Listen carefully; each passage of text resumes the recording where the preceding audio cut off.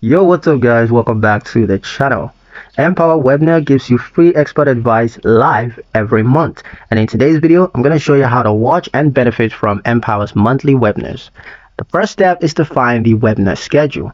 Log into your Empower app and then open the Learning Center and click Events or Webinars to see upcoming topics.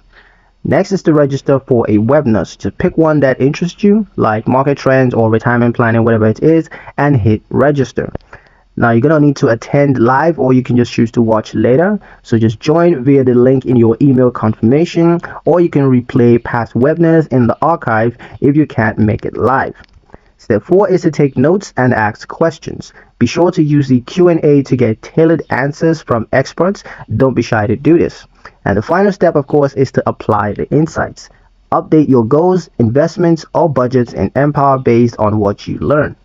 And that's pretty much it for the video, guys. Hope you liked it. Hope you found the information here useful enough. If you did, like, share, and subscribe for more helpful tutorials. Thank you guys for watching, and I'll see you in the next one.